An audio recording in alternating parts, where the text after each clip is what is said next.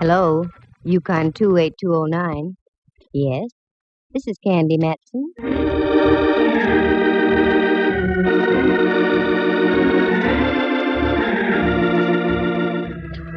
Do you have a little unsolved murder in your home? Got some blackmail you want to unload? Are you the victim of some vulgar extortionist? I know a girl you should meet. She may not be the greatest private eye in the world, so what if it does cost you $300 or $400? She sure is sweet.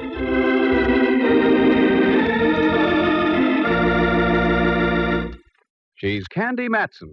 Like to meet her? Hello. Candy Matson? Well, I wasn't sure when I looked in the mirror this morning. Had a rough night, eh? Oh, there have been rougher ones. Look, voice, before you get caught with my receiver down, who are you and what do you want? As to who I am, you'll find out very shortly.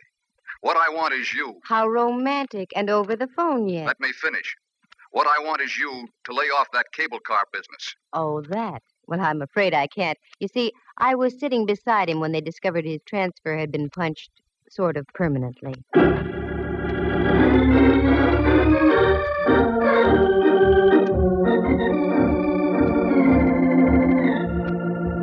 That's how things happen with me.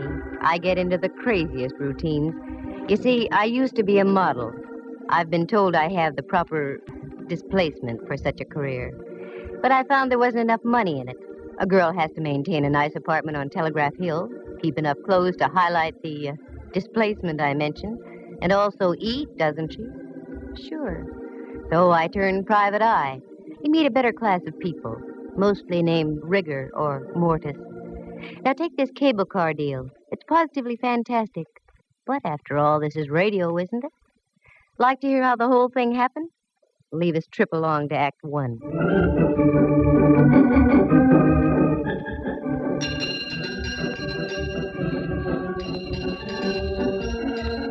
I wanted to get downtown that morning, but I couldn't take the F car on Stockton. They were ripping up about 87th Street, which is par for the course. So I walked down Telegraph Hill and up to Mason. That's where the Bay and Powell cable car stops. All aboard! Come on, Lana, show that shapely ankle. We gotta make the Fairmont by Whitsuntide. The car was loaded, and so was the character next to me. I tried to budge into the seat between him and a Fisherman's Wharf dowager, but I couldn't quite make it. I'd forgotten my shoehorn. Say, pardon me, but would you mind reading your Wall Street Journal over that-a-way a bit? I'd like to sit in here. Oh, if you insist. A knight of old. He budged his hips a quarter of an inch, and I slipped in, ready for my rocket ride over the hill and down into town. The trip, as usual, was uneventful. 3 smashed fenders and several choice words I'd never heard before, but I wrote them down. By the time our prairie schooner reached the turntable at Market Street, the crowd on the car had thinned out.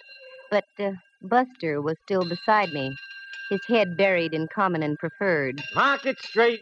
I started to get down. Hey, lady, take your boyfriend with you. We're heading back up the hill. Boyfriend? I'll sue. He looks like the advance man for Lewis and Clark. How do you like that? He fell asleep over his stocks and bonds. I looked again. Hipsy wasn't asleep. Hipsy was stone cold dead on Market.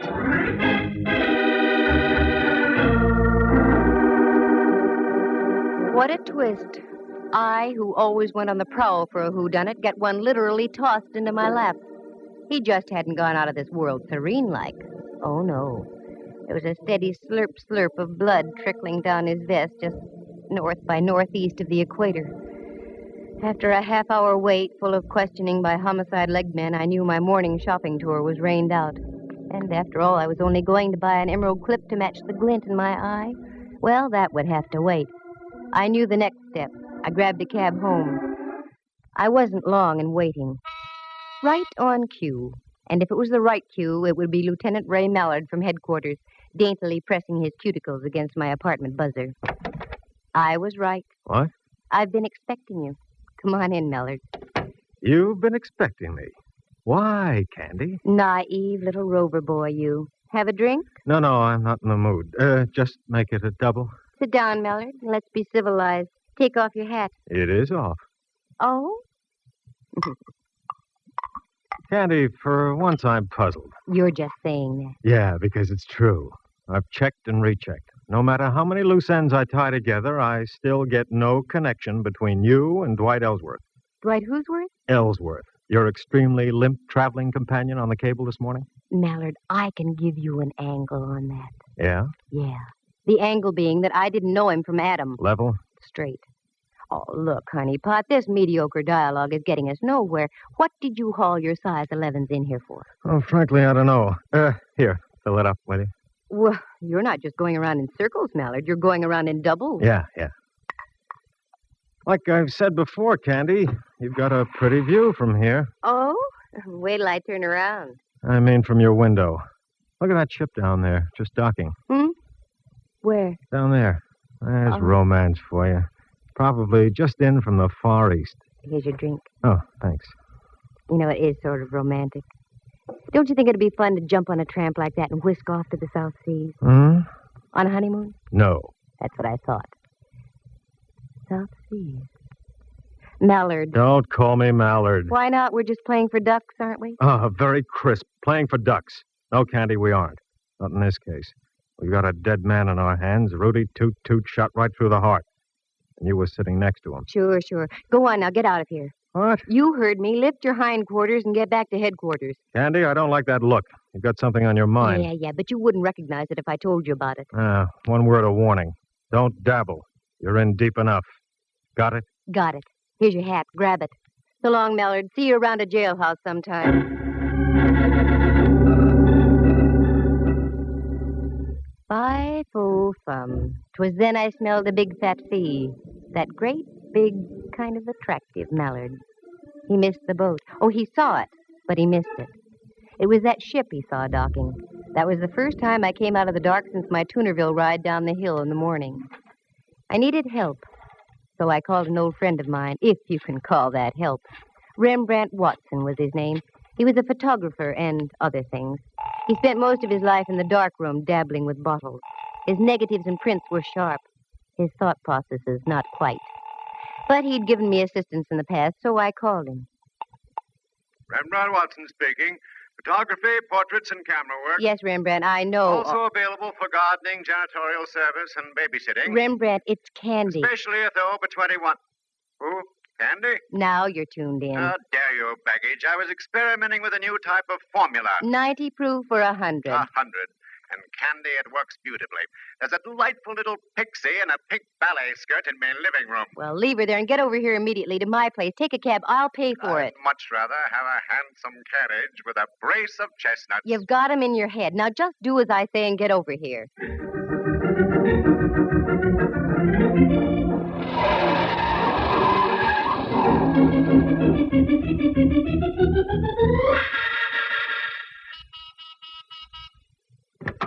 Float in, Rembrandt. Gadfrey.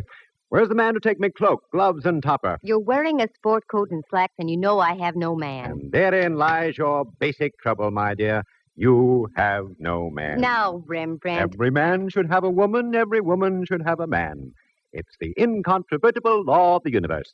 Candy, you should have a man. You. Sure, I'm no longer a man. I'm a sprite transcending the world. Well, and... stop transcending a moment and come down to earth. We've got a job to do. How poetic. How idyllic. We've got a job to do. For money? Eventually.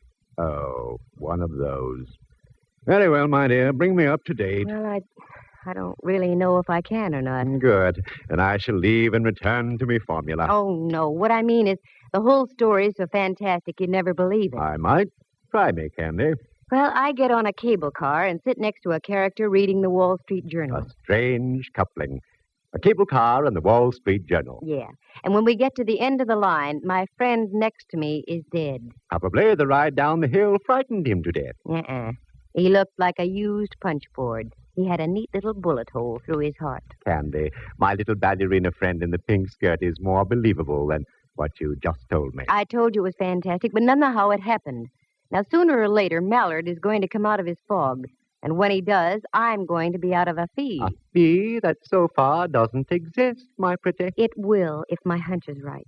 Now, here's what I want you to do. Go down to the Chronicle and get all the back files you can on Southern Islands Steamship Company. The Chronicle? A pleasure. I have a few questionable companions. there who indulge in formulas. Stay away from those companions and just do as I ask. Very well, my dove. I go, but entirely against my will. And where will you be? Around town, Rembrandt. I've got to do some legwork. Let me assure you, Candy, you have just the right equipment for it, too.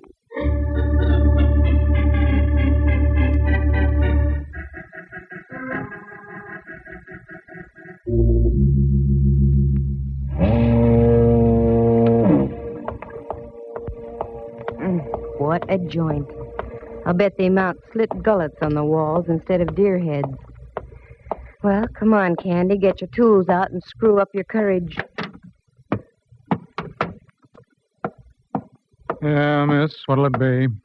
Nothing right at the moment except information. Information, water, both free. What do you want to know? Well, I'm looking for the purser off the Dwight-Sonia. I hear he does his shore duty in here. That's right. Name Campbell. That head on the table over there belongs to him. Thanks.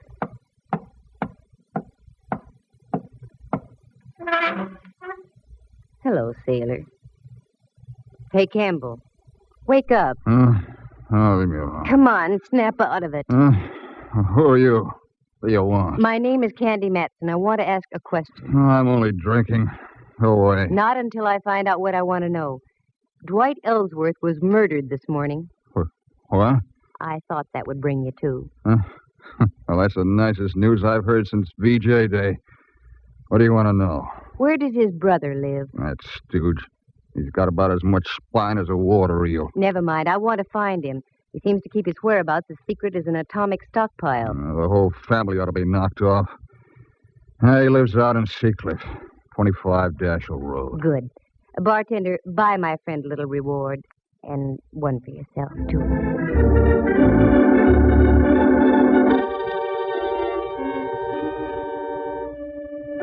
Well, so far, so good. Oh, how did I know about Campbell, the purser? Well, you see, I have quite a few friends, most of whom my pal Mallard doesn't approve. So I grabbed a cab and navigated the driver out toward Seacliff. It was so foggy I couldn't see the meter. But I paid him anyway, gave him a neutral tip, and dismissed him. There it was, 25 Dashel Road. An austere-looking cabana, one that dared you to ring the front doorbell. I dared. I had the awful feeling I should have been around at the side door delivering hand laundry. Good evening. Except for the fog, yes. Is Mr. Ellsworth in? Yes, he is. But I'm afraid I must ask you to leave. There's been a death in the family. I know. That's why I'm here. Come in, please. Thank you. Walk this way, please. Oh, I'm afraid I couldn't, even if I lived to be 100. Mind your tongue, young lady. You're in the house of an Ellsworth. Oh, hoity-toity. The old babe had delusions of grandeur. Well, no need to get uppity with me. I've mingled with royalty. I once played a bit part in a Rita Hayworth picture. But this old gal was really something. She couldn't have been more than 45, yet looked like something out of the Barretts of Wimpole Street. She ushered me into a large-ceilinged living room, and there on the divan was my boy, his head lowered into his hands and quite obviously touched. Quite obviously. Roger, this young lady is here to see you. I don't believe you mentioned your name. Candy Matson. Matson? You in shipping, too? Of a sort. Oh, this is my wife, Miss Matson. You'll pardon me if I don't seem hospitable, but my brother was murdered this morning. I know. I was sitting next to him when it happened. You were? Don't talk to her, Roger. I don't trust her. This whole thing is a threat of some kind. No, it's not a threat. It's a business proposition. I'll come right to the point. You see, I'm a private detective. Oh, one of those persons. Put your nose back down, Mrs. Ellsworth. I want to get the show on the road. Yes, I'm a private detective, and I'm in a spot, too. The police think I'm connected with the case in some way, so I'm here for a double purpose. I'm listening, Miss Matson. Roger, I forbid you to speak with this woman. Too late, Mrs. Ellsworth. Now, this is it. I'm in this business to make money. Give me a check now for $300, and I'll find out who killed your brother. And I'll also clear myself. Roger, I'm warning you. Naturally, you want to see the killer of your brother brought to justice, don't you, Mr. Ellsworth? Don't you? Yes. Here, I'll make a check out right now. Thank you. Just make it out to Candy Matson. Payable today. It's a lovely collection of guns you have, Mr. Ellsworth. You hunt much? Oh, yes. Yes, my wife and I are quite fond of shooting. She's an excellent shot. There you are. Thank you. I'll be in touch with you sometime tomorrow. Mr. Reed didn't say a word. She just stood there against the fireplace and shot sparks through me. After I waved the check in the air a few times to dry the ink, she showed me to the door. Very clever, aren't you? Taking advantage of a weak-willed man. I wonder who made him that way. Don't cash that check. I mean it. Don't cash that check. Mrs. Ellsworth, $300. I need the money, badly. I need some new rolls for my player piano.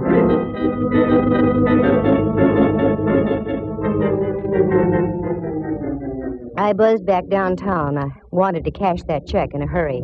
I knew of only one person who would give me the crisp green at that hour of the night. Uncle Charlie, the honest miller who ran the chase room. Uncle Charlie, in the strict sense of the word, was a gentleman. So with a tender little pat on my cheek, he cashed the check, and I went up Telegraph Hill and home. All of a sudden, my eyes did a couple of inverted loops. Oh, my lights were on. Who's in here? All right, speak up. Oh, Candy, the light of my life. Come join our party. Oh, Rembrandt, you gave me a scare. You don't scare easy What? either, Candy. Got something on your mind? And Mallard. Well, how ducky, a midnight soiree. What goes on here? Well, that chicken you had in the icebox is delicious. Was delicious. Looks like you've done everything but eat the bone. Your vintage is superb, too, Candy.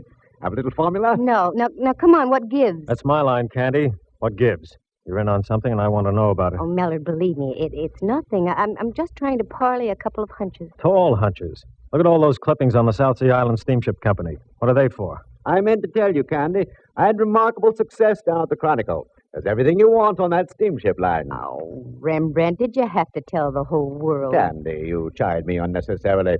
I merely had the clippings on the table when Hawkshaw here walks in on me. Okay, Candy, take it from there. I can't tell you yet, Mallard. Nothing makes sense yet. I've got about 4 loose ends that need tying off. If I'd only put 2 men to following you, I'd save myself a lot of grief. 2 days, that's all, Mallard. Just give me 2 days.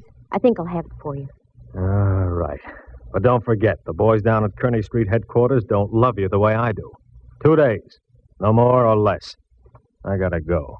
Thanks for the fowl, chicken. Very gay. Here, Rembrandt, here's $50 for you. 50? My word. What's all this talk about a recession? Go on and take it. Go someplace and stabilize the economy.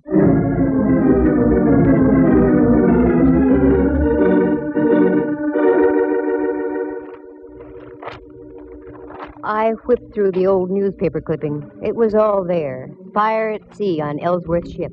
2 seamen lost off Ellsworth ship near Honolulu. South Sea Island line ship loses rudder in storm. On and on it went over a period of 3 years. I threw the papers back on the table. Helped myself to some of Rembrandt's formula. Turned down the lights and went out on the porch. The bay was dark except for an occasional path of light from a passing freighter. I sat down to think and think. Then, click, just like that, 2 little tumblers in my mind fell into place. Only one thing to do, and that was to do it the hard way. The next morning, just as the ferry building siren was announcing 8 o'clock to downtown San Francisco, I got Rembrandt on the phone. Candy, what on earth are you calling me for at this hour? Can't help it. There's work to be done. I did my work last night so extremely well that I'm just going to bed now. Sorry, you'll just have to delay your sack time. Meet me at the corner of Mason and Union in 10 minutes, right where the cable car stops. Now, what are we going to do? We're going to take a cable car ride. What? One of those bouncing, jerky little contraptions? Not the way I feel this morning. Oh, yes, you are. Union and Mason in 10 minutes.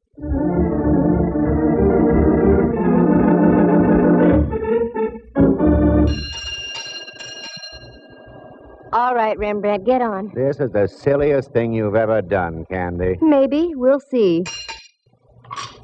Dwight Ellsworth was already on the car when I got on here, and alive. How could you tell? He mumbled something when I asked him to move over. Sounds logical. Although I once remember stumbling into a corpse who mumbled for hours after it had been liquidated. Rembrandt was in one of his rambling moods, so I let him alone. The car pulled over Mason Street, down Washington, and then swung on to Powell and up the hill. Now I watched the buildings and apartments carefully. There was a little red brick building, now a big apartment house, a woman's residence club, and so on. Then over the hill, more apartments, and the possibilities petered out at Bush.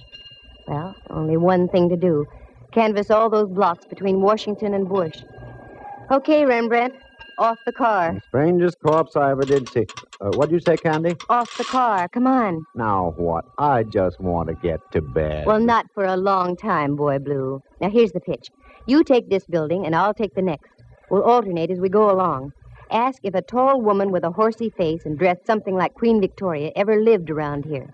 Oh, Candy. I know it sounds wild, but it's got to be done. A horse with a tall face and dressed something like... Oh, Rembrandt, look at me. Get that smoke out of your brain. A tall woman with a horsey face and dressed something like Queen Victoria. You got it? Got it. Okay, get going.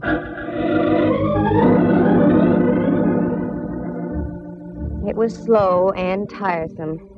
And the answers I got. A tall gal dressed like Queen Victoria?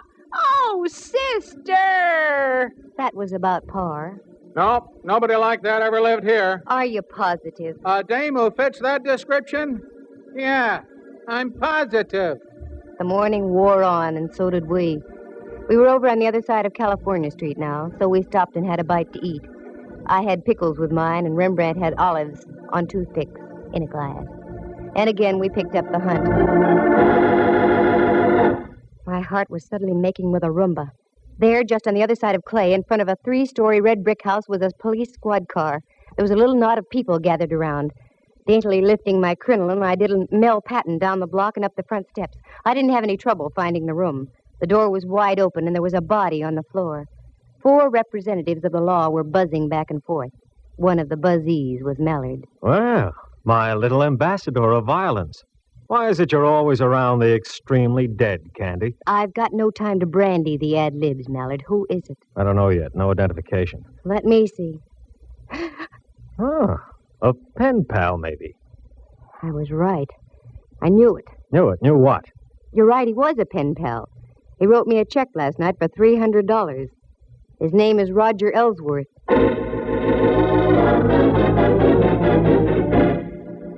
Very interesting. Must be open season on Ellsworth. Okay, Candy. Time you filled in the blanks. Start. Wait a minute. I want to look at the window over here. Mallard, there are a couple of younger Ellsworths living around town here. I'm sure you'd like to see them stay healthy. Yeah? Get out to 25 Dashiell Road and pick up an old crone also named Ellsworth. 5 will get you 20. She's the one you're after. All right. But you get back to your place and stay put, understand? I want to have a more illuminating chat with you. Oh, Mallard, I'm just like putty in your hands.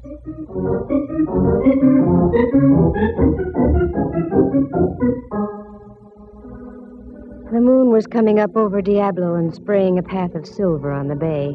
Still no Mallard. I wondered what could be wrong. Well, this was it.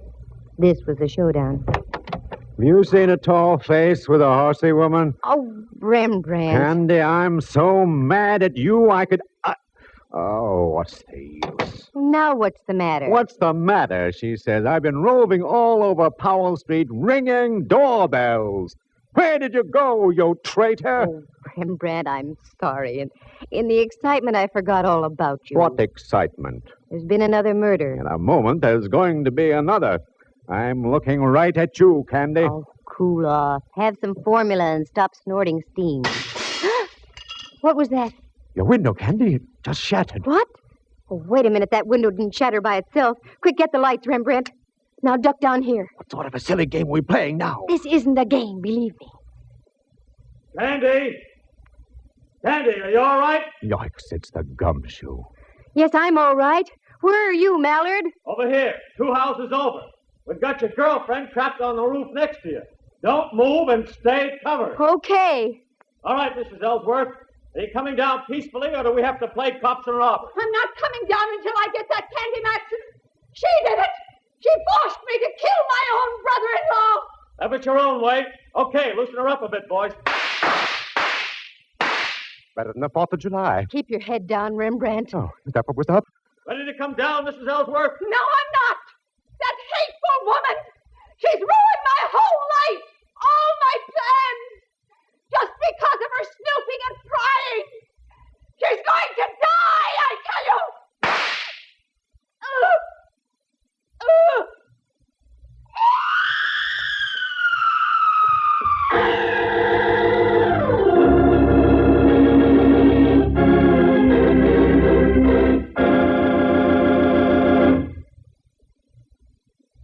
It was a miracle, Candy. You must have moved slightly just as she shot at you. Well, it was too close, I can tell you.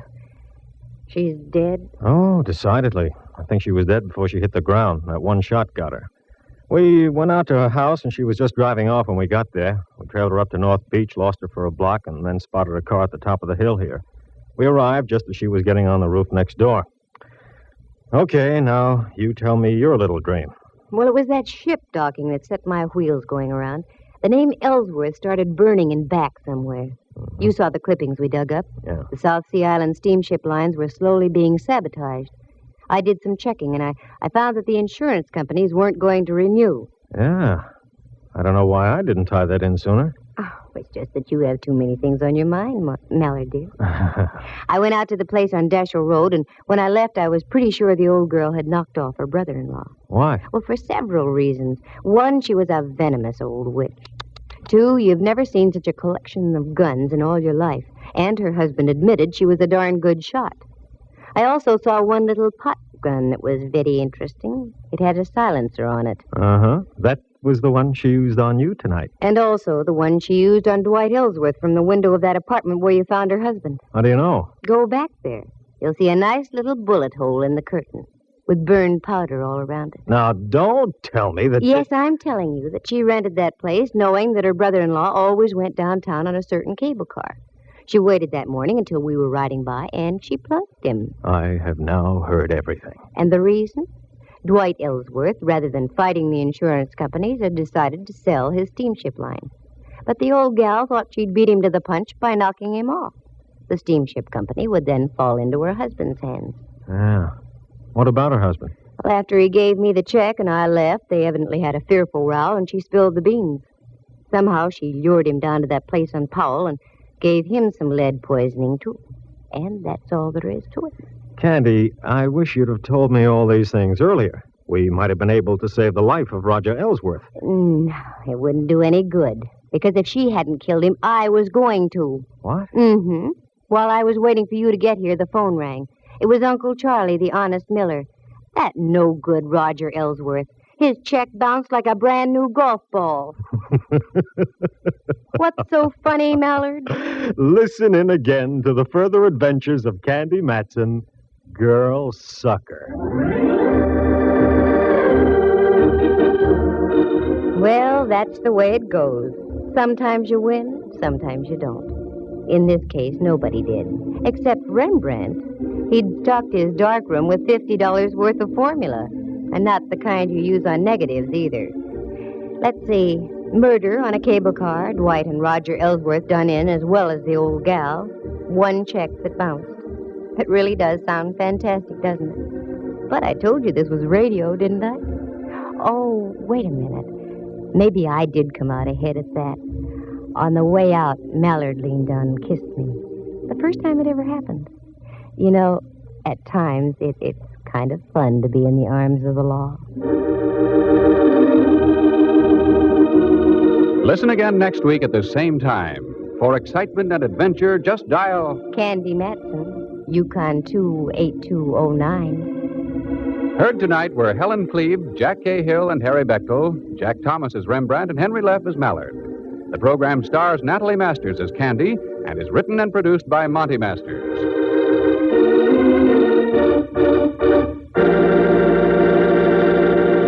This has been a presentation of NBC, the national broadcasting company.